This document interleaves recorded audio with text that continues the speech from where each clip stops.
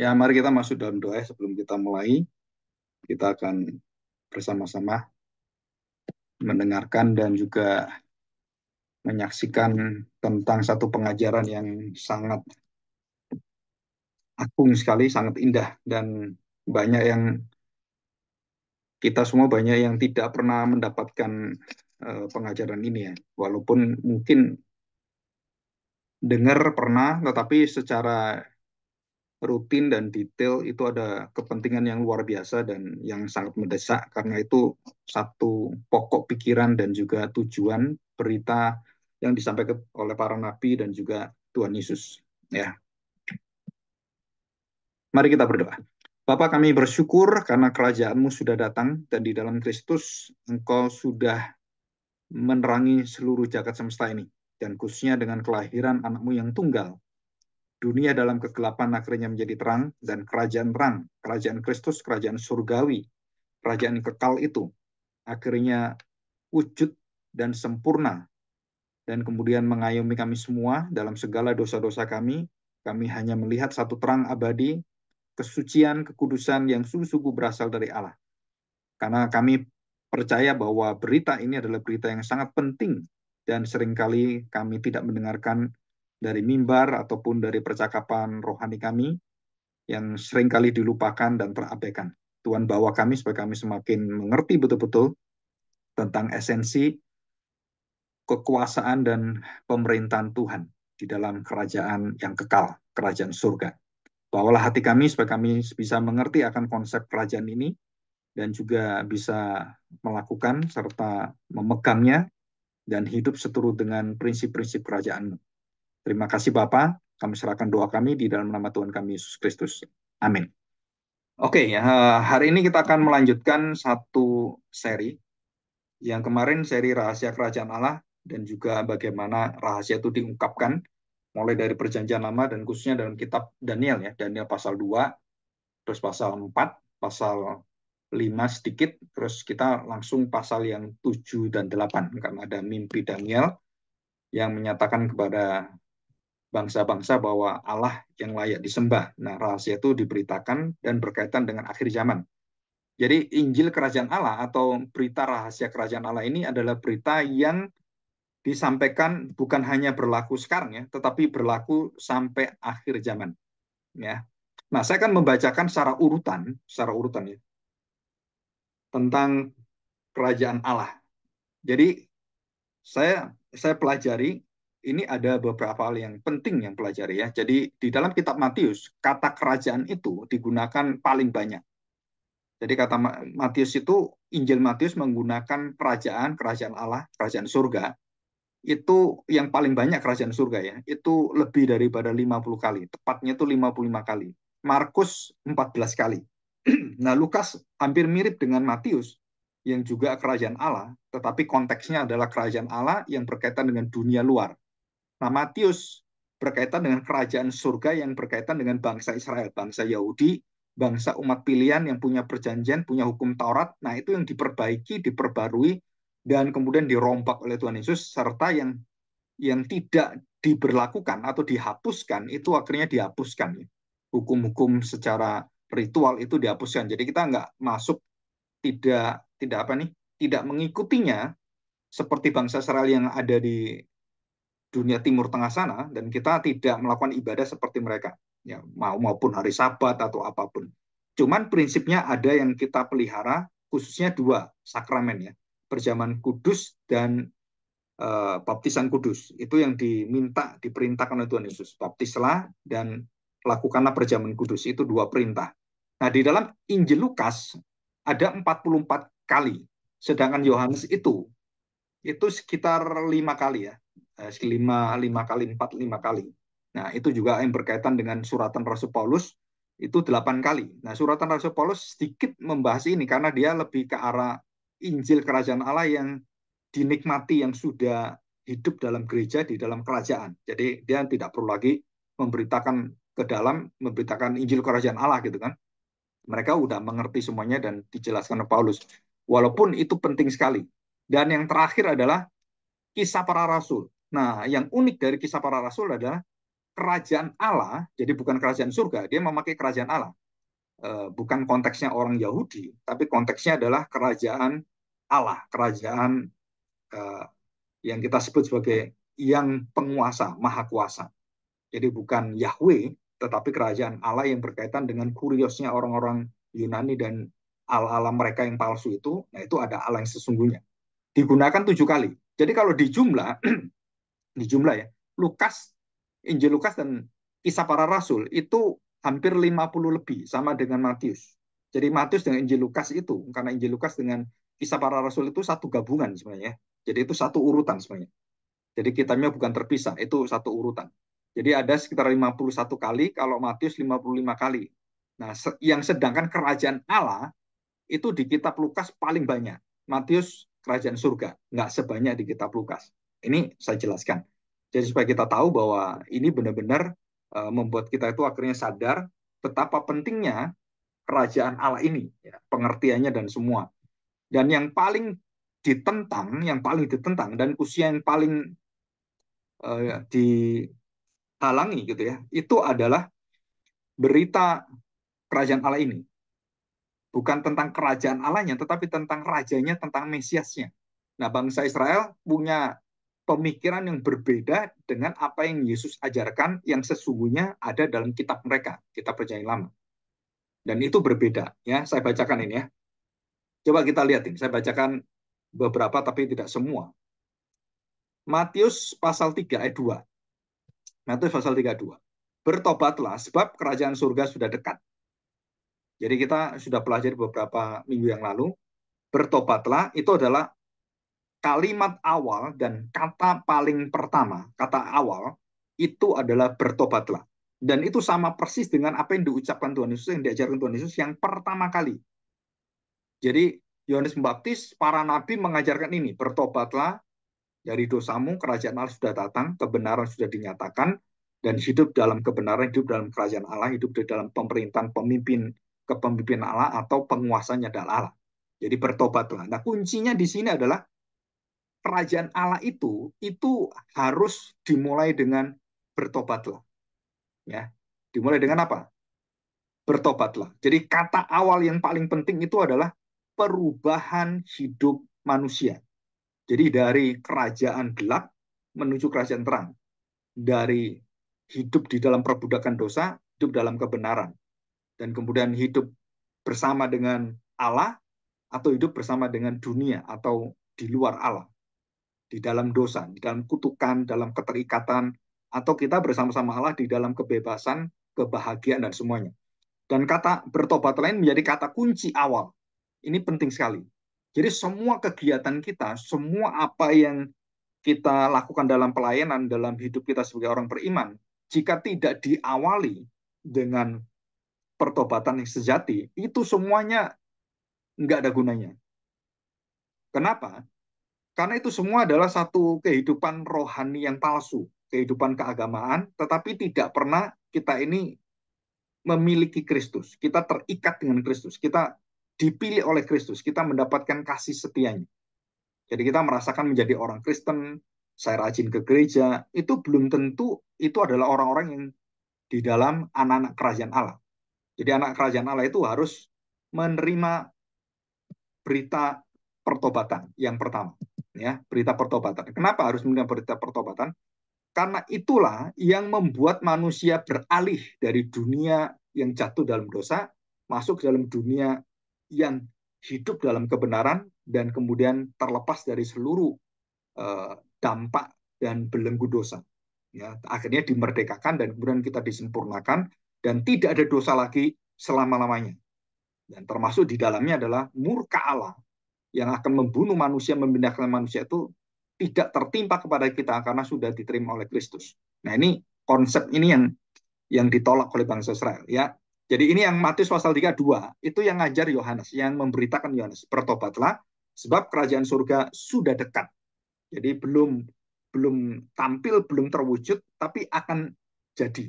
Jadi segera akan terwujud.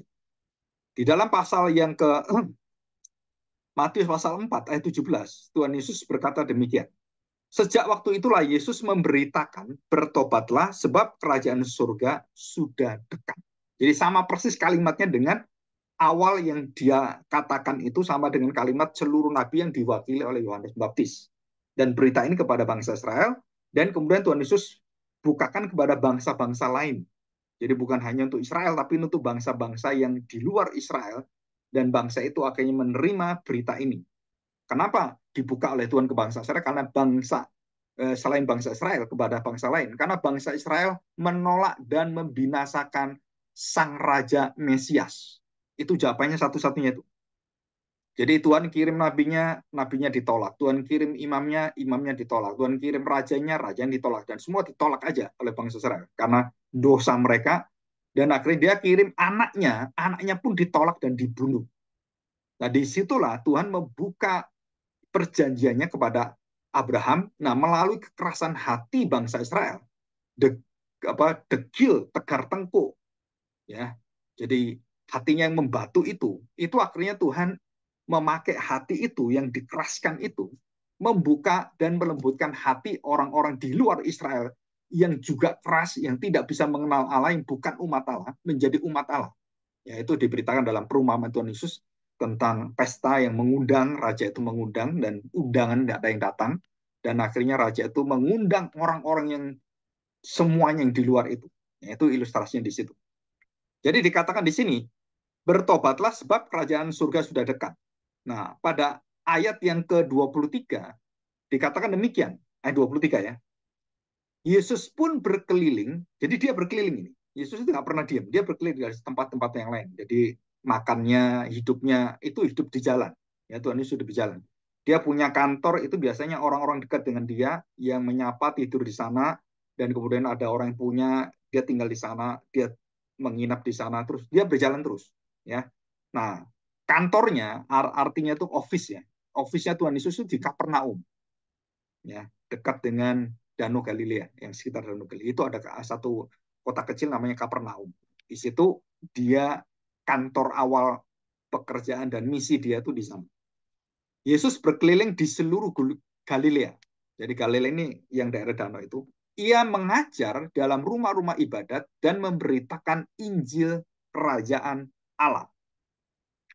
Disertai, ya, dikatakan Injil Kerajaan Allah serta melenyapkan segala penyakit dan kelemahan di antara bangsa itu. Jadi ini bukan satu dua penyakit, hampir semua penyakit.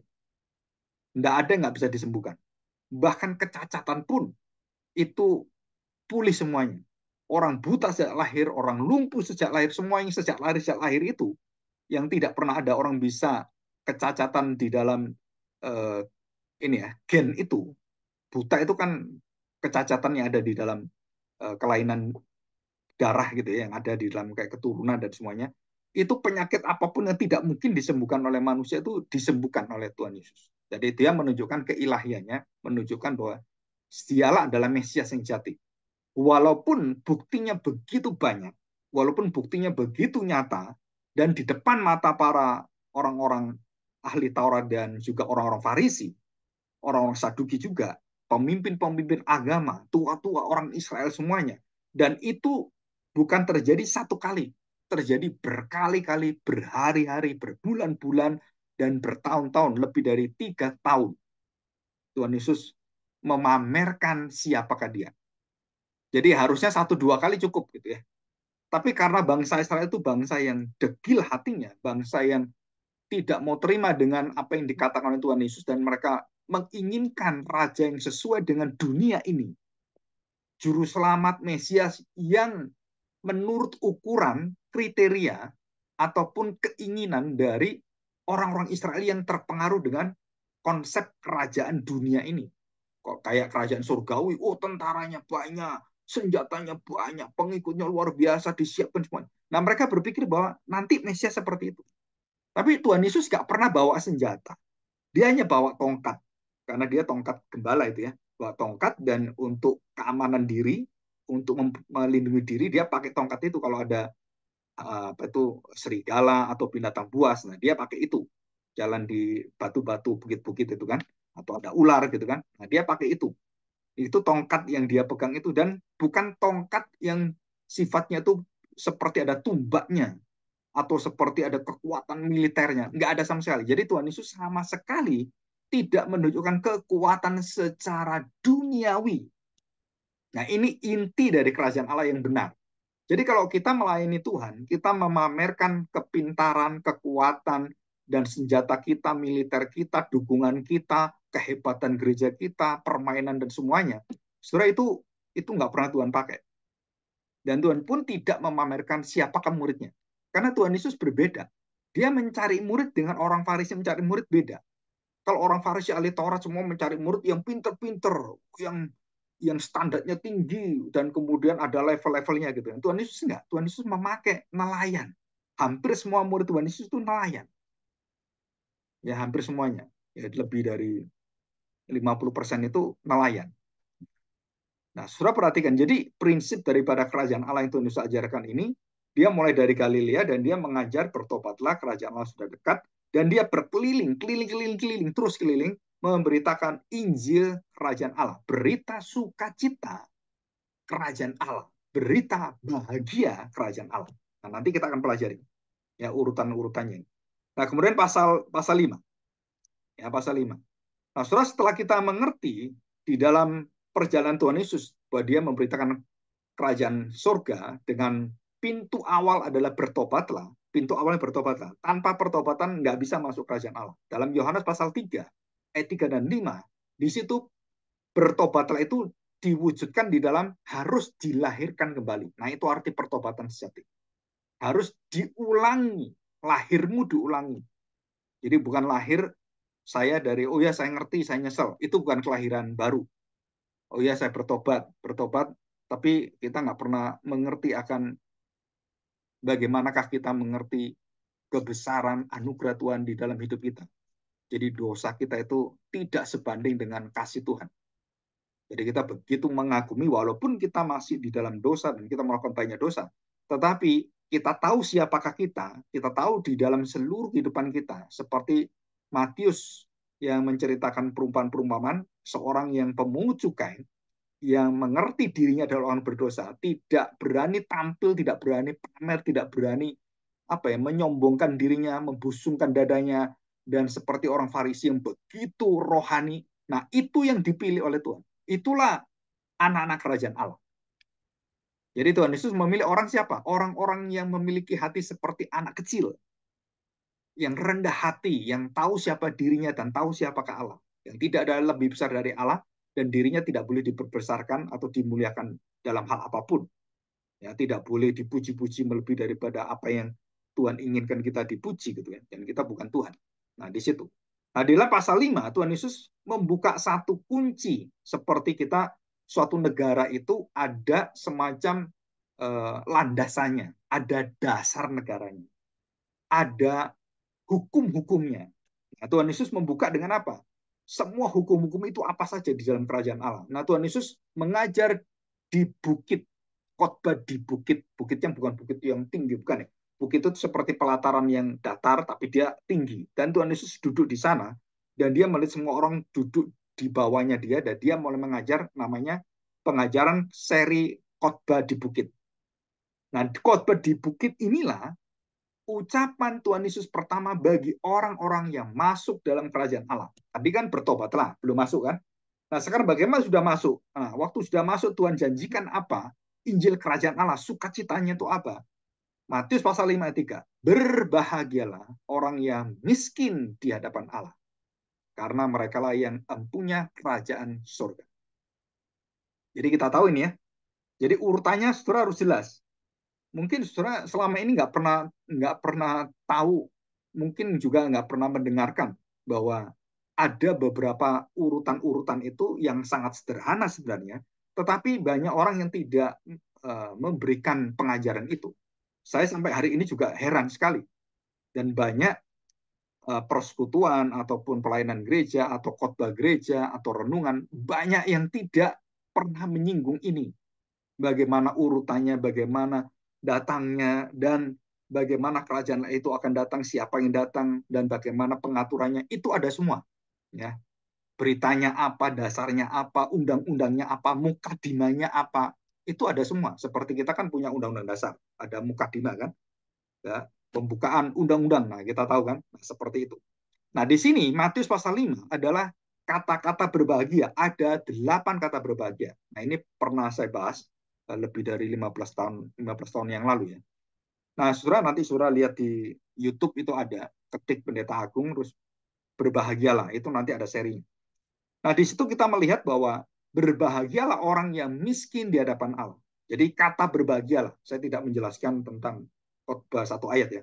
Tapi yang saya jelaskan adalah waktu kita masuk dalam kerajaan Allah, kita mendapatkan satu pengajaran. Apa itu pengajaran? Pengajarannya adalah berbahagialah. Saudara, saya tanya sekarang, apa sih yang diinginkan oleh seluruh umat manusia di sepanjang dunia, sepanjang zaman, bangsa apapun, dari kelompok apapun, kecuali satu hal ini, yaitu apa? Bahagia. Nah, Tuhan Yesus menghadirkan bahagia, itu beda dengan bahagia yang dicari oleh dunia ini, yang ditawarkan oleh iblis. Karena Tuhan Yesus tawarkan itu ya. Dia dicobai 3 kali, dia ditawarkan itu. Kenikmatan dunia, bahagia dunia, dan semua kenikmatan, kemuliaan, kejayaan dunia. Dan tidak ada satu manusia yang bisa mengalahkan godaan ini. Daud kalah, Salomo kalah, nabi-nabi semuanya nggak ada yang menang. Elia kalah, Yunus kalah. Dan hampir semuanya itu kalah semua, kecuali orang-orang tertentu yang dipakai oleh Tuhan sebagai contoh, seperti Yusuf, Yosua, ya. Musa pun kalah, Harun pun kalah. Yosua dan Yusuf itu nama yang merupakan lambang nama Kristus. Yehosua, Yosua, Tuhan keselamatanku. Yusuf juga sama, artinya juga sama. Jadi orang-orang tertentu inilah yang dijaga oleh Tuhan, yang mempunyai satu kualitas hidup yang merupakan satu kekuatan anugerah Tuhan melindungi mereka. Ya. Yang lainnya sama. Apakah mereka tidak ada dosanya? Apa? Ada. Ya, Yosua punya dosa? Punya. Apa dosanya? Ya dosanya akan itu, kelengan daripada Yosua, itu termasuk kelemahan daripada kepemimpinan Yosua. Ya dosa akan itu. Dan dia juga heran, makanya dia mendisiplin jemaatnya. Nah itu kelemahan daripada Yosua. Yusuf juga sama. Yusuf juga ngakalin orang-orang saudara-saudaranya juga, tanda petik, bukan menfitnah ya, tetapi menaruh piala itu di kantongnya saudaranya. Itu kan dia sembunyi kan, dia nggak ngaku kan. Terus dikatakan, ini kamu menyembunyikan ya. Oh enggak, akhirnya dia yang naruh, tapi yang nyuruh juga dia. Akhirnya dia dibawa satu orang supaya nggak boleh apa, dibawa ke Israel supaya jadi jaminan kan. Nah itu juga sama, ada semacam trik yang dilakukan oleh orang-orang ini semua, dan tidak ada yang bersih di dalam Alkitab. Tidak ada satu orang pun yang bersih tanpa dosa kecuali Tuhan Yesus, termasuk Maria. Maria ibu Tuhan Yesus dikatakan tidak berdosa, itu melawan Alkitab. Semua orang jatuh dalam dosa. Roma pasal 3 ayat 10 sampai 12 ya, nanti dibaca. Nah, kemudian kata berbahagia itu beberapa kali menyebut tentang kerajaan Allah. Jadi yang pertama itu ya. Terus kemudian yang kedua, berbahagialah orang yang dianiaya oleh sebab kebenaran, karena mereka lah yang mempunyai kerajaan surga. Jadi saudara perhatikan, orang Kristen semakin dianiaya, semakin dilawan, semakin mendapatkan tantangan, rintangan, begitu banyak diblok gitu kan, dihalang-halangi. Saudara tahu, itu adalah cara Tuhan membawa kita masuk dalam kebahagiaan sejati.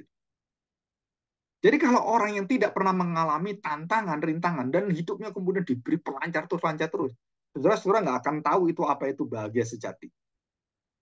Ya, contohnya, suami istri itu nggak akan diberikan kebahagiaan yang sejati selama tidak pernah ada pengorbanan. Kasih yang sejati itu harus ada apa? Pengorbanan. Pengorbanan perasaan, pengorbanan tentang harga diri, pengorbanan tentang sakit hati, pengorbanan banyak hal. Nah, kalau kita suami atau istri, kita sudah tahu kelemahan masing-masing, dan kita tahu kita orang berdosa, dan kita bisa menerima di dalam Kristus. Saudara, waktu kita bisa menerima, bisa mengampuni, jangankan suami istri, anak kita gitu kan, musuh pun bisa diampuni. Nah, apalagi orang yang dekat dengan kita. Maka di dalam keluarga Kristen atau di dalam perjanjian pernikahan Kristen tidak boleh ada perpisahan. Kenapa tidak ada perpisahan? Sejelek sejahat apapun, saudara, kasih itu mengalahkan dosa. Itu ditulis oleh Alkitab. Kasih itu menaklukkan dosa. Kasih itu di atas dosa. Jadi kita menikah itu kita belajar bagaimana kasih kita itu mengalahkan kelemahan-kelemahan anak kita, kelemahan diri kita, dan kita bisa saling melengkapi, saling mendukung, saling mengasihi, saling berkorban. Itu keindahan. Nah, itulah kerajaan surga. Ya, itu kerajaan surga. Jadi bagaimana saya melihat kerajaan surga itu hadir? Berbahagialah orang yang dianiaya karena kebenaran, karena miskin di hadapan Allah. Nah, itu kita bahagia. Tapi selama ini, Pak, saya kan kepingin bahagia tuh, ya punya duit banyak, punya rumah baik, punya anak yang pinter-pinter, kemudian dihormati orang, punya kedudukan jadi menteri gitu kan, terus punya kepintaran. Saudara, itu bukan kebahagiaan. Itu bukan kebahagiaan. Kebahagiaan di dalam kasih Allah itu, dalam kasih anugerah Allah, itu selalu berkaitan dengan pengorbanan dan penderitaan. Tanpa itu, tidak ada bahagia. Kenapa syarat Tuhan Yesus orang Kristen menjadi orang Kristen itu apa syaratnya? Pikul salib, ya kan? Pikul salib. Dan kemudian apa? Tinggalkan segala sesuatu. Sangkalilah dirimu dan ikutlah aku. Dan itu penyakit manusia yang paling berat itu tuh, Saudara. Bagaimana saya bisa menyangkali diri saya? Apa yang saya cita-citakan itu harus sesuai dengan yang Tuhan inginkan. Dan semua harus di dalam kuasa kemuliaan Tuhan. Tidak ada hak kita dalam hidup kita. Kita semua itu adalah haknya miliknya Allah. Hidup kita milik Allah. Nah, itu adalah bahagia. Tapi waktu kita mengalami itu, pahitnya luar biasa. Ya. Kenapa pahit? Ya karena kita melawan dosa kita. Kita melawan keegoan kita. Jadi kalau saya sekarang terjadi percekcokan gitu kan, anak dengan anak gitu. Wah, terjadi percekcokan. Kan nggak mau ngalah. Mau saling membenarkan diri. Nggak ada yang saling mengerti dirinya lemah gitu. Maka di situ kerajaan Allah hadir sebagai orang tua. Saudara, kita harus mengajar anak itu tahu siapakah dirinya dan tahu siapakah yang harus dikasih. Saya benci nih, oh dia sering ngolok-ngolok saya, sering menghina saya, ini koko saya gitu. Nah, saudara di situ diberitahu, baik adiknya, baik kokonya, bagaimana mereka bisa menghormati satu sama lain. Ya, nah, saudara, saya pernah mengajar beberapa hal penting tentang hormatilah dan taatilah. Ya, itu perintah. Apa bedanya hormat dan taat? Ya, berbahagialah. Itu kan berbahagia itu satu himbauan yang sudah kita terima, kita nikmati berbahagia. Tapi taatlah, hormatilah, tunduklah, gitu kan? Saudara perhatikan, waktu kita diminta taat itu adalah sesuatu yang dari luar kita, orang yang di luar kita harus menundukkan diri, menaati. Kenapa? Ada perintah, ada orang yang lebih besar dari kita, lebih kuasa dari kita tunduk, kita taat. Yaitu berkaitan dengan hubungan orang lain. Tapi kalau hormatilah orang tuamu. Saudara, ini berkaitan dengan apa? Dengan satu kesadaran diri bahwa saya ini adalah hormatilah orang tuamu. Oh, saya hidup semua berasal dari orang tua. Saya nggak pernah ada tanpa adanya orang tua. Dan di situ kita tahu bahwa apapun yang kita lakukan untuk orang tua, itu tidak sebanding dengan apa yang orang tua lakukan untuk kita. Menjamin kita dari sejak kecil dipelihara, dicantung-cantung, digendong-gendong, dikasih makan. Saudara-saudara nggak bisa mengganti itu walaupun kamu kasih 100 miliar, 1 triliun. Nggak bisa kita ganti itu. Kenapa? Karena itu kasih. Kasih itu tidak ada harganya. Kasih itu tidak bisa dinilai dengan dunia ini. Kasih itu dibawa mati. Jadi kalau ada orang, anak-anak yang tidak menghormati orang tua, Alkitab mengatakan, hormatilah orang tuamu, hukum. Taurat itu kan gitu kan, hormatilah orang tuamu. Nggak ada sih, taatilah. Tapi suami istri, tunduklah, taatilah. Ada. Ya, berkaitan dengan satu sama lain. Tapi hormatilah suamimu, hormatilah istrimu. Artinya apa? Saudara, tanpa disuruh, tanpa diperintah, kita melakukannya dengan sukacita. Nah, itu hormat. Saudara. Jadi kalau selama kita menghitung, kamu begini, aku begini, kamu begini, aku begitu, gitu kan? Saudara, itu bukan hormat. Itu kasih timbal balik. Kasih tidak boleh timbal balik. Kasih itu selalu bersifat dari kesadaran diri. Siapa ke diri saya? Nah, baru kasih itu akan melampaui batas-batas kelemahan-kelemahan manusia. Tapi kalau diukur, wah ini kamu nggak ngasihi seperti aku mengasihi kamu. Nah, ukurannya kan saya ngasih kamu contoh, ini contoh aja. Saya ngasih 100.000, terus kamu balikin 50. Kamu utang 50.000. Nah, kasih nggak ada itu. Kasih tidak ada hutang piutang dalam kasih. Kasih itu utuh sempurna. Jadi kalau kita lakukan seutuhnya. Jadi nggak boleh setengah hati. Kasihlah Tuhan Allahmu dengan segenap hati hidupmu. Kasih itu tidak pernah mencicil atau mengkredit. Nah, itu semua adalah ajaran kerajaan surga. Nah, berbahagialah. Hormatilah. Itu semua kesadaran diri kita semua. Jadi satu himbauan, bukan satu perintah, tetapi satu kesukacitaan. Berbahagialah. Bukan mencari bahagia, saudara. Bukan. Berbahagialah itu ya yang ada dalam dirimu bahagia itu, hormat yang dalam dirimu itu ungkapkan. Jadi berbahagialah. Ya, seperti yang kita lihat. Oke ya. Nah, sekarang kita lanjutkan sekarang ya. Pasal 5 tadi saya lanjutkan pasal 5 ayat yang ke-19 ya. Ya, ayat 19. Karena itu, siapa yang meniadakan salah satu perintah hukum Taurat, sekalipun yang paling kecil, dan mengajarkannya demikian kepada orang lain, ia akan menduduki tempat yang paling rendah di dalam kerajaan surga. Ya, saudara ya, perhatikan ya. Paling rendah dalam kerajaan surga itu apa? Orang yang tidak mau mengajar hukum Taurat, tidak mau menyampaikan kehendak Allah, pedoman Allah, dan juga ukuran-ukuran perintah-perintah Allah, itu arti Taurat ya. Taurat itu Torah, jadi tongkat untuk mengukur pedoman itu. Dikatakan ia akan menduduki tempat yang paling rendah dalam kerajaan surga. Ya kamu masuk kerajaan surga, tapi kamu dapat yang paling rendah gitu. Yang paling kecil gitu istilahnya, yang paling ya awal lah.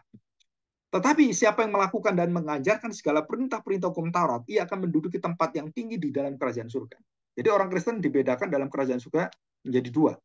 Yang satu tidak mau mengajarkan dan tidak mau taat kepada hukum-hukum Allah. Yang kedua adalah mereka yang sangat-sangat hidup dan mau mengajarkan itu, menyaksikan itu, memberitakan itu, kebenaran itu, dan menyaksikan sebagai terang dan garam. Saudara, kita menduduki tempat yang tinggi dalam kerajaan surga.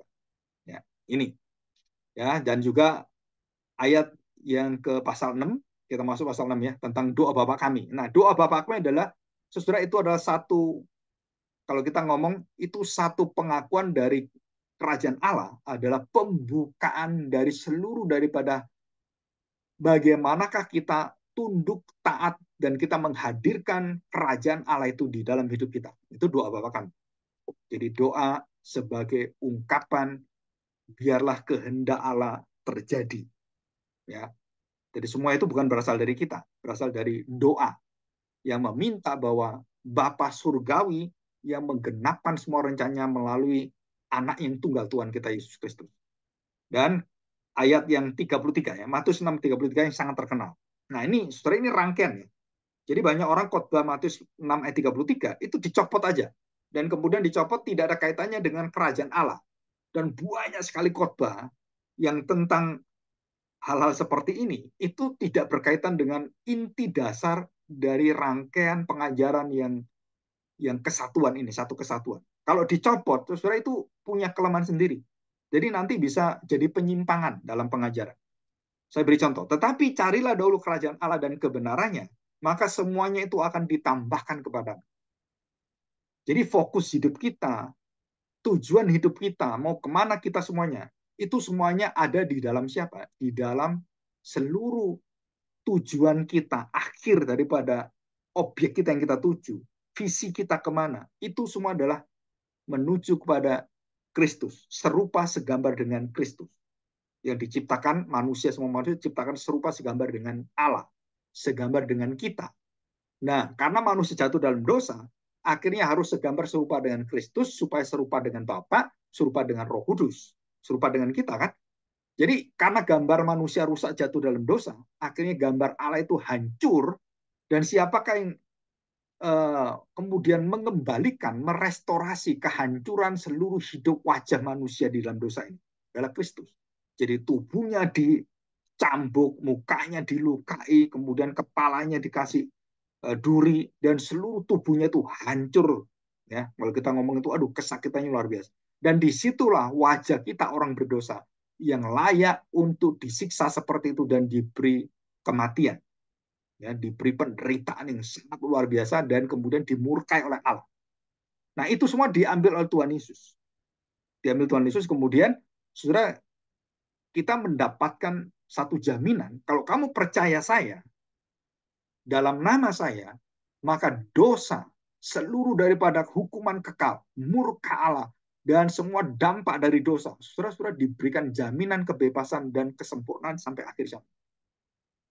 Di situ pentingnya. Ya. Matius 6 ayat 33. Jadi carilah dahulu kerajaan Allah. Apa yang kita cari? Yang kita terus tuju. Saudara, bukan hidup dunia ini. Saya bekerja penting, iya. Kerja untuk apa? Untuk menyatakan sukacita dan memberitakan pada dunia ini tentang kasih karunia Allah. Jadi dalam setiap pekerjaan kita, kita tidak diminta bekerja untuk kenikmatan kita mendapatkan uang, mendapatkan kedudukan. Bukan. Untuk menyatakan betapa mulianya Tuhan dalam hidup kita. Bagaimana caranya? Nah, saudara, bangsa Israel memiliki satu kebiasaan, ya, yang juga disarankan dalam Alkitab, di dalam kitab Keluaran dan juga Imamat, bahwa mereka yang punya penghasilan itu diambil 30%. 10% ini perjanjian lama, ya. 10% diberikan kepada pelayanan gereja untuk imam-imam dan semuanya. Dan 10% kemudian diberikan untuk hari raya. Dan 10% lagi diberikan untuk apa? Untuk fakir miskin. Itu 30%. Jadi penghasilan kita setahun atau satu panen gitu kan, itu diambil yang pertama untuk Allah, untuk urusan rumah Allah, untuk semua tetek bengek sana pelayanan Tuhan. Dan 10 untuk perayaan-perayaan khusus yang kalau seperti ada tahun Yobel, terus kemudian ada Pasca. Nah, saudara, itu uang itu dari jemaat dan dikasih kepada para imam untuk beli binatang-binatang, kemudian dikorbankan dan mereka bersuka cita di sana. Dan yang terakhir untuk sosial. 10% untuk sosial, dan kemudian 10% ini diberikan pada orang-orang yang hidupnya setengah mati, susah. Mereka dipelihara oleh rakyat sendiri. Jadi dari rakyat untuk rakyat, dan bagi rakyat semua, bagi kemanusiaan di sana. Dan ini sudah diatur oleh Tuhan. Nah, disitulah kita mendapatkan ini loh yang dinamakan mendahulukan kerajaan Allah. Jadi tidak ada satu orang hidup untuk dia sendiri, nggak mau peduli orang lain. Saya makan enak, nggak peduli orang lain. Saya hidup mewah, punya mobil, punya semua, nggak peduli orang lain. Dan saya semakin kaya, semakin kaya, semakin dikenal orang, saudara, itu semakin dibuang Tuhan. Jadi orang semakin kaya itu semakin takut dengan Tuhan. Kenapa? Kalau kekayaanmu, kepintaranmu tidak diberikan pada Tuhan, di akhir zaman di pengadilan dituntut, saudara. Saudara akan dituntut. Apa yang kamu lakukan? Loh, Pak, saya kan di desa, saya nggak bisa apa-apa. Wah, jangan beralasan. Kenapa? Karena sekarang ada digital yang bisa banyak, di desa juga banyak. Kalau kita niat itu banyak, ya. Jadi itu artinya mendahulukan kerajaan Allah. Jadi mendahulukan, memfokuskan, memprioritaskan apa yang terpenting dalam hidupmu yang kamu harus lakukan, saudara, itu yang penting. Dan kalau yang penting itu nggak ada, saudara-saudara nggak bisa menerima yang lain. Ya. Jadi kalau yang itu, pintu itu nggak kamu terima, maka semua yang ditambahkan itu nggak akan terjadi. Tapi kalau saya mendahulukan kerajaan Allah, maka saya akan ditambahkan yang lainnya. Semuanya itu akan ditambahkan. Artinya, saudara-saudara diberi kemampuan, sudah diberi kepercayaan oleh Tuhan, diberi perusahaan, diberi berkat oleh Tuhan, diberi pekerjaan, bisnis semuanya, dan kemudian diberikan orang menolong kamu, orang mendukung kamu. Saudara, itu semua dari Tuhan. Ya, bukan dari kita. Tuhan atur semuanya. Ya, termasuk dalam segala hal. Ya, oke. Nah, saudara, kita melihat sekarang di dalam Kisah. Kita lihat ya. Kisah pasal 1. Ya, Kisah pasal 1. Ya, kita lihat ini ya. Kisah pasal 1 ayat yang ketiga sampai yang ke-8. Kepada mereka, ia menunjukkan dirinya setelah penderitaannya selesai. Dan dengan banyak tanda, ia membuktikan. Dia sudah bangkit itu ya. Ia membuktikan. Bahwa ia hidup, dia nggak mati. 3 hari dia mati. 3 hari, 3 malam dia mati. dan dia bangkit, ya, dibangkitkan oleh Bapa, dibangkitkan Roh Kudus, dan dia di dalam satu kesatuan Allah dan Bapa, dia bangkit sendiri bersama-sama dengan ketiga keilahian ini. Dan dikatakan di sini, sebab selama 40 hari ia berulang-ulang 40 hari. Di sini ketemu, sini ketemu. Dan yang dituliskan Alkitab ketemu cuma beberapa orang. Murid-murid ketemu, Thomas ketemu, kemudian Petrus ketemu, kemudian dengan Kleopas di perjalanan Emos ketemu, dan dengan saksi yang lain ketemu, dan ada sekitar 1 Korintus 15 ayat 6 dikatakan ada 500 orang saksi yang ketemu Tuhan Yesus yang tubuhnya bangkit. Itu dalam 1 Korintus 15 ayat 6. Jadi bukan cuma 12 murid, bukan cuma yang murid-murid di utus Tuhan Yesus yang 70 murid itu, atau yang 120 murid di Kisah Para Rasul. Bukan, ada 500 orang. 500 orang. Itu semua murid Tuhan yang sangat dekat dengan Tuhan sebenarnya. Mereka melihat langsung tubuh kemuliaan, kebangkitan Kristus yang sulung itu. Tubuh kemuliaan, kebangkitan yang sulung. Ya, hanya Yesus yang punya. Dan selama 40 hari, 40 malam, ia berulang-ulang menampakkan diri dan berbicara kepada mereka. Tentang apa? Tentang kerajaan Allah. Jadi kerajaan Allah ini adalah satu ringkasan, satu intisari dari seluruh cerita yang ada dalam perjanjian lama. Allah akan memerintah engkau, Allah akan menjadi Tuhan, Tuanmu, kekuatanmu, hidupmu, dan yang mengatur kamu, menjamin kamu, memelihara kamu, dan mengendalikan dan melindungi kamu. Itu semuanya, itu adalah dikatakan oleh Tuhan Yesus. Beritanya apa? Kerajaan Allah. Injil kerajaan Allah.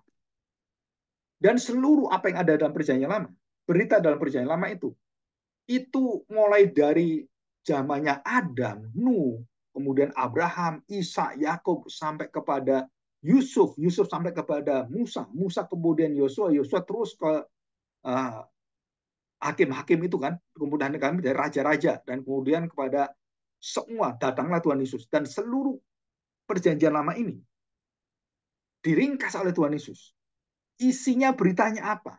Jadi istilahnya kalau kita ngomong itu summarize ya. Summarize itu intisari. Jadi ini ada ribuan tahun, puluhan kitab, dan berbagai macam peristiwa, dan mungkin ratusan ribu jutaan peristiwa sepanjang ribuan tahun. Itu diri keseluruhan ini beritanya apa? Tentang kerajaan Allah. Nah, saudara, dilakukan berapa hari? 40 hari. Tuhan Yesus sebelum naik ke surga, dia 40 hari ketemu dengan murid-muridnya, ketemu dengan orang-orang pengikut-pengikutnya. Dia mengulangi semuanya dan mengajar apa? Kerajaan Allah. Ya.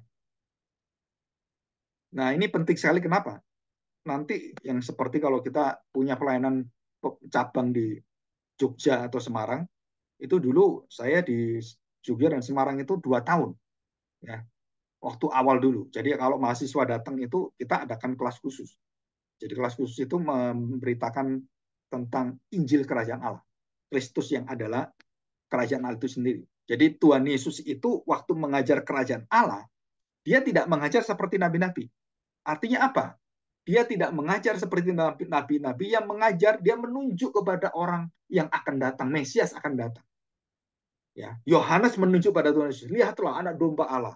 Dan kemudian Yesaya juga menunjuk, nanti akan datang sang Mesias, juru selamat, juru damai, penyelamat dunia ini. Terang akan datang, dan semua nubuatan itu menunjuk pada Tuhan Yesus. Nah, Tuhan Yesus waktu mengajar kerajaan Allah selama 40 hari itu, dan berkali-kali ketemu dengan pengikutnya, murid-muridnya. Saudara perhatikan, tidak seperti nabi-nabi. Kenapa? Karena mereka mengajar Mesiasnya itu masih jauh. Yang di sini, yang ngajar itu adalah yang diwartakan. Warta tentang Mesias diwartakan oleh Mesias sebagai pewartanya. Jadi dia memberitakan tentang dirinya sendiri. Warta yang diberitakan nabi-nabi, itu Mesias akan datang. Nah, Yesus waktu mengajar, dia sendiri Mesias. Ya, dia sendiri Mesias. Dia beritanya itu adalah dirinya sendiri. Kalau yang lain, oh itu nanti masih datang. Oh ini mau beberapa waktu mau datang. Oh ini akan datang. Dan bagaimana dengan yang lainnya? Saudara, sama. Tapi kalau Tuhan Yesus, dia mengajar, dia bukan menunjukkan pada Mesias, dia menunjukkan pada dirinya sendiri. Bisa ngerti ini ya? Jadi semua nunjuk keluar ke orang lain, ke orang lain. Tuhan Yesus menunjukkan apa? Pada dirinya sendiri. Nah, coba ini saya bacakan ya, yang sering jadi ayat referensi kita. Lukas 24, ayat yang ke Lukas 24 ya, di sini. Ayat yang ke 26, 27. Saya bacakan. Dari 25 ya. Lukas 24 ayat 25. Lalu ia berkata pada mereka, "Hai kamu orang bodoh. Hai kamu orang bodoh." Dikatakan muridnya itu bodoh loh. Betapa lambannya hatimu sehingga kamu tidak percaya segala sesuatu yang telah dikatakan para nabi. 40 hari ini Tuhan Yesus berbicara dengan Kleopas dan temannya, yang muridnya juga. Dia mengatakan, bodoh kamu, kamu lamban hatimu. Yang diomong nabi-nabi itu loh saya. Mereka nggak tahu Tuhan Yesus dengan tubuh kemuliaan yang baru, yang bangkit itu. Mereka nggak kenal siapa ini ngomong seperti ini. Mereka tidak tahu itu Tuhan Yesus. Bukankah Mesias harus menderita semuanya itu untuk masuk dalam kemuliaannya? Lalu ia menjelaskan kepada mereka apa yang tertulis dalam tentang dia, tentang dirinya, yang diwartakan ya dirinya. Nah, sekarang yang diwartakan nabi-nabi adalah dirinya. Dirinya mewartakan apa yang diwartakan oleh para nabi. Pewarta mewartakan dirinya adalah wartanya. Jadi warta itu menjadi pewarta dari warta itu sendiri.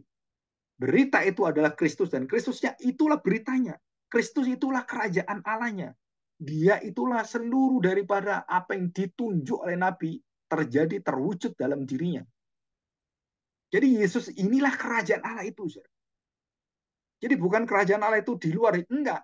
Kerajaan Allah itu ya Yesus, dia rajanya, kekuasaannya di dalam dia, penciptaan di dalam dia, wilayah diciptakan oleh dia, semua manusia ditundukkan oleh dia, dan semua manusia terikat pada dia, seluruh hukum dunia berasal dari dia, seluruh hikmat berasal dari dia, dan segala-galanya berasal dari dia.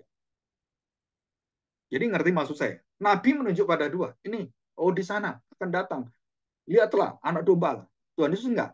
Akulah anak domba Allah. Akulah yang memeratakan padamu. Seluruh nabi-nabi menunjuk pada saya, menyaksikan saya. Seluruh kitab suci, Musa, kitab suci, nabi-nabi mulai dari Musa, Mazmur, semua menunjukkan kepadaku. Ayat 44. Lukas 24 ayat 44. Inilah perkataanku yang telah kukatakan kepadamu ketika aku masih bersama-sama dengan kamu. Nah, ini juga diucapkan oleh Tuhan Yesus. Waktu Yesus sebelum mati pun sudah diajarkan Injil Kerajaan Allah itu. Dan berkali-kali, saudara. Berbahagialah itu adalah mandat sabda Kerajaan Allah.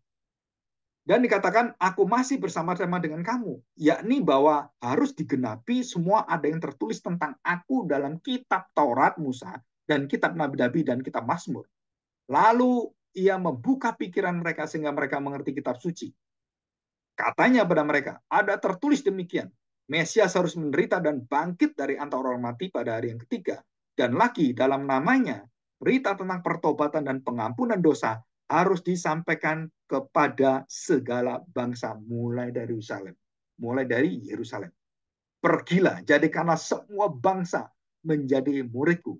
Mulai dari mana? Yerusalem, Yudea, Samaria, sampai ke ujung-ujung bumi, taklukkanlah semuanya. Inilah kerajaanku, inilah tanahku, inilah wilayahku, inilah milikku. Saudara, itu artinya gitu. Jadi kalau kita memberitakan Injil kepada teman kita, saudara sedang menaklukkan hati dan Tuhan memberikan kuasa di sana. Jadi setiap kali kita memberitakan pengajaran Kristus, kasihnya, ketekunannya, kesetiaannya, penderitaannya, pengorbanannya, saudara sedang memberitakan kuasa kerajaan Allah. Ya. Jadi ini jelas sekali. Kamu adalah saksi dari semuanya ini. Dan aku akan mengirim kepadamu apa yang dijanjikan Bapakku. Tetapi kamu harus tinggal di kota ini sampai kamu diperlengkapi dengan kekuasaan di tempat yang maha tinggi.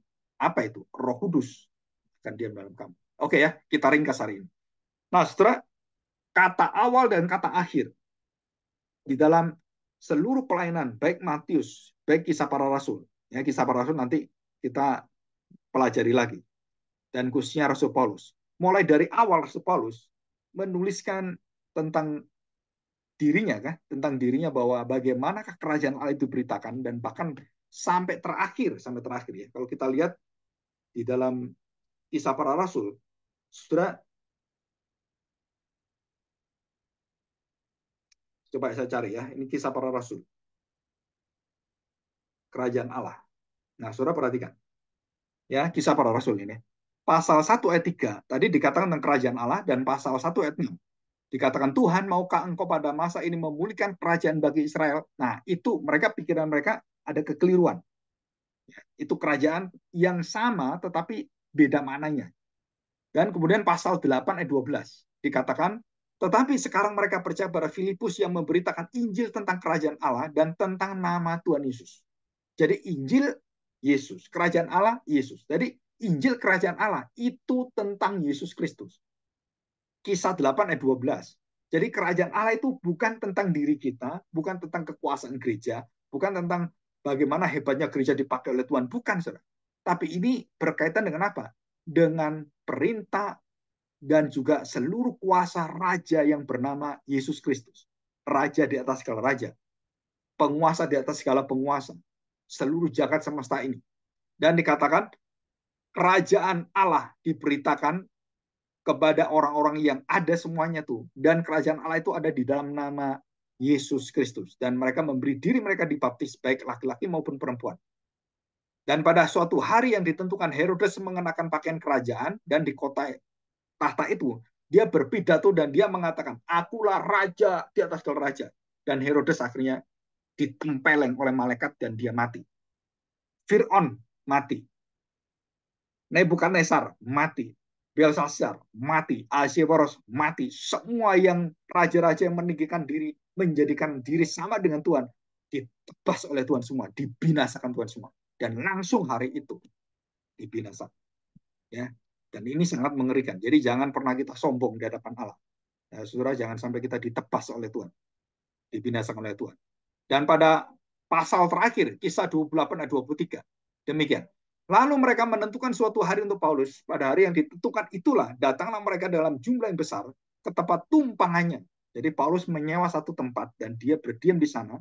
Mungkin karena ada sakit, karena ada sudah berumur. Saudara, mereka berkumpul di tempat dia nyewa itu, tumpangannya. Nggak tahu siapa gitu ya, di sana. Ia menerangkan dan memberi kesaksian pada mereka tentang kerajaan Allah. Kisah 28 adalah perjalanan Paulus terakhir dia mau mati. Jadi awal mula Paulus memberitakan kerajaan Allah. Yesus memberitakan kerajaan Allah. Rasul Yohanes memberitakan kerajaan Allah. Dan semua rasul-rasul sama. Dan sampai terakhir pun Kisah Para Rasul 28 ayat yang ke-23 mengatakan, ia menerangkan, Rasul Paulus menerangkan dan memberi kesaksian pada mereka tentang kerajaan Allah. Dan berdasarkan hukum Musa dan kitab para nabi, ia berusaha meyakinkan mereka tentang siapa. Kerajaan Allah ini tentang siapa? Kerajaan surga ini tentang siapa? Tentang Yesus Kristus. Hal itu berlangsung dari pagi sampai sore. Memberitakan apa? Berita kerajaan Allah. Dan kita sudah mendengarkan berita kerajaan Allah ini sudah 1 bulan lebih.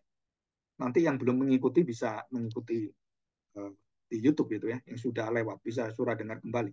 Dan yang terakhir, ayat yang ke-31. Dengan terus terang dan tanpa rintangan apa-apa, ia memberitakan kerajaan Allah dan mengajar tentang Tuhan Yesus Kristus. Nah, di sini kita lihat.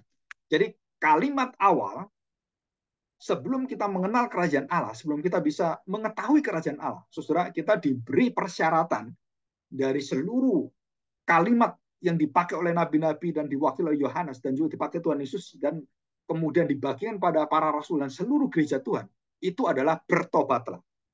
Kerajaan Allah sudah dekat, sudah datang. Jadi kata bertobatlah ini penting sekali. Kenapa? Ini kunci kita masuk kerajaan Allah. Tanpa pertobatan, tanpa lahir baru, tanpa pengenalan akan Kristus, saudara-saudara tidak bisa melihat keindahan kuasa kerajaan Allah yang luar biasa. Nah, saya katakan di sini, saudara nanti akan melihat dimensi yang lain. Bukan dimensi dunia fisik. Ada dimensi yang luar biasa sulit saya jelaskan. Kenapa? Karena itu berkaitan dengan sifat-sifat ilahi surgawi dan sifat Allah sendiri.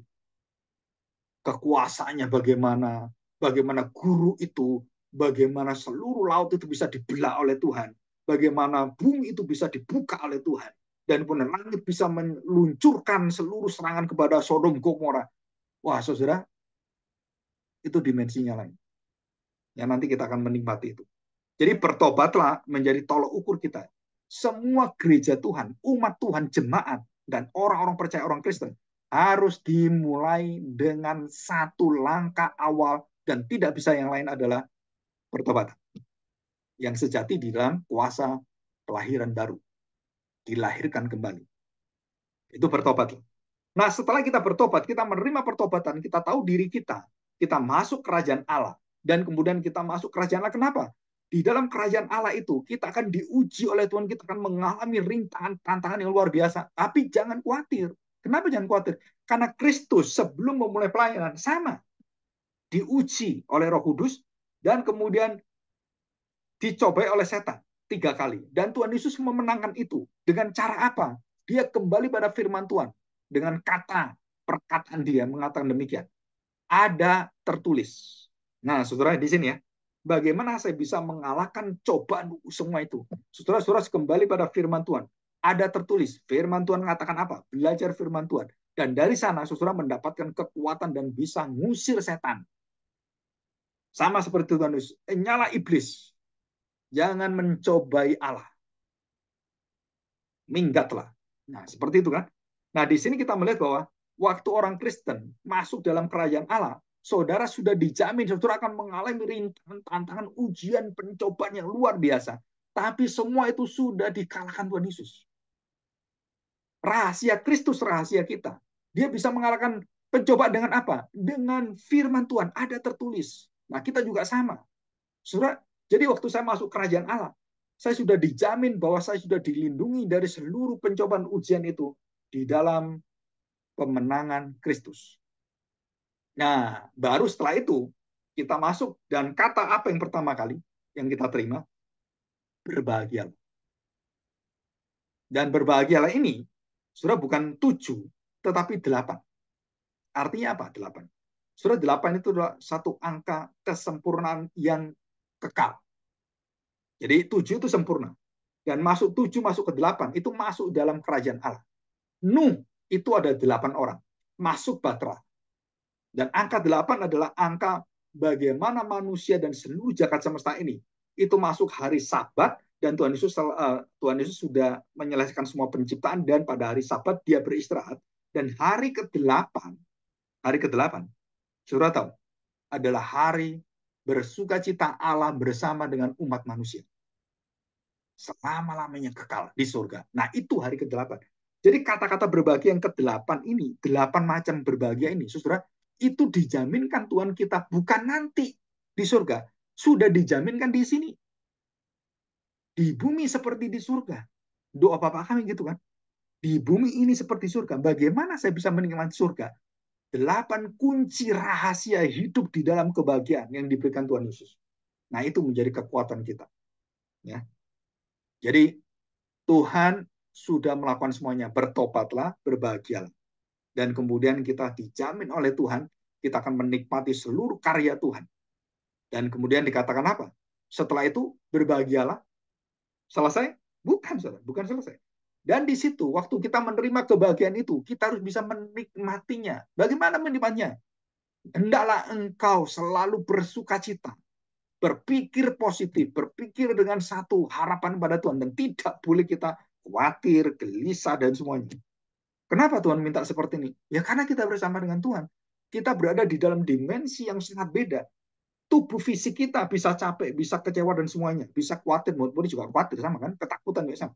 Tetapi dimensi iman kita yang rohani, yang supranatural itu, bersukacitalah.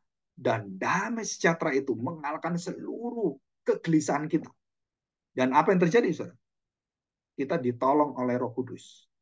Dipenuhi oleh Roh Kudus. Dan itulah apa yang ada dalam kerajaan Allah. Itu 3. Ya. Jadi kalau sudah masuk, pertobatan sudah oke, kemudian kita akan dijamin Tuhan dalam seluruh rintangan hidup kita, percobaan, ujian semuanya, dan kita masuk dijamin dengan 8 kata berbahagia, dan bagaimana saya bisa menikmati hidup saya ini, yaitu bersukacitalah dan berdamai sejahtera, dan kemudian kita disekutukan, dipenuhi oleh Roh Kudus. Dan ketiga ini adalah kunci hidup orang Kristen. Bersukacitalah, damai sejahtera, dan engkau ditolong dipenuhi oleh Roh Kudus. Jadi kita akan disertai oleh Roh Kudus supaya kita bisa bersukacita, kita penuh dengan damai sejahtera walaupun tantangan, rintangan, hambatan begitu banyak dan perasaan yang sedih, pedih, kemudian kecewa, tertusuk duri gitu kan, dan kekecewaan yang luar biasa. Saudara, itu nggak bisa mengalahkan bagaimana bersukacita damai sejahtera itu. Damai sejahtera Kristus, Allah itu hadir dalam hidup kita. Ya, ini yang kita akan terima. Dan ini sukacitanya luar biasa ya. Jadi kita harapkan nanti ke depan kita bisa memperdalam lagi satu persatu. Ya, oke. Ini minggu depan kita akan masuk di dalam berita kerajaan Allah dan bagaimana kita menikmatinya dan bagaimana kita mengolah, memberitakan, dan bagaimana hidup kita akhirnya diteguhkan oleh Tuhan ya di dalam Kristus warta kerajaan dan di dalam perwartanya. Dan dia akan memberikan pada kita satu jaminan kekuatan yang luar biasa.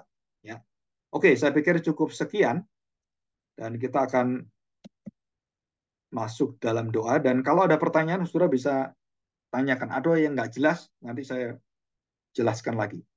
Ya, oke, mari kita masuk.